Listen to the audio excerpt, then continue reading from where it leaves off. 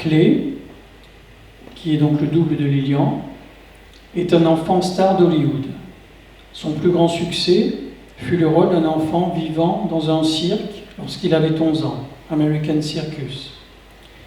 Clay est né à Paris, son père est français, sa mère écossaise, tous deux médecins. Il a environ 7 ans lorsque ses parents décident de partir vivre aux États-Unis, à Hollywood, pour y ouvrir une clinique de chirurgie esthétique.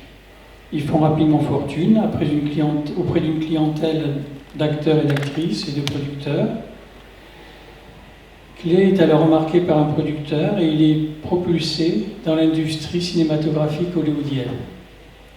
Ses parents ne trouvent pas leur bonheur dans cette vie de luxe superficielle. Ils décident de vendre leur clinique à un fonds de pension américain pour une somme qui leur garantit une vie confortable, ainsi qu'à Clay. Et ils s'engagent dans l'humanitaire. Il quitte Hollywood, mettant fin à la carrière prometteuse de Clay. Dès lors, Clay mène une vie d'apatride. Il suit un enseignement en français et en anglais, parfait bilingue, qui est prescrit par ses parents lorsqu'ils ne sont pas en mission humanitaire, par sa nurse franco-britannique, et plus rarement dans des écoles privées dans lesquelles il n'a pas vraiment d'amis. Il est parfois victime des trahisons et mensonges des autres enfants. Il est plus que tout le mensonge, la trahison.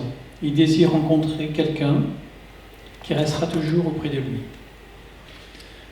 Voyageur éternel, il aime jouer un personnage différent dans chacune de ses destinations, se costumer et séduire.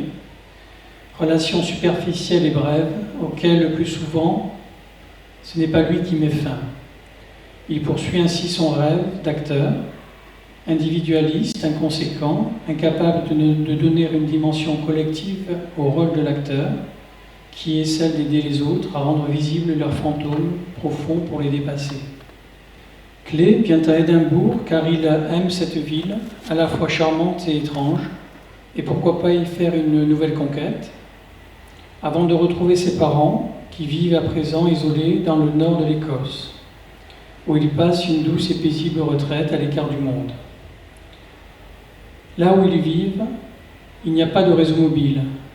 Ses parents se méfient des pouvoirs d'investigation des réseaux sociaux et des téléphones portables, héritage de leur passé d'humanitaire. Ils lui ont transmis dès son enfance cette peur.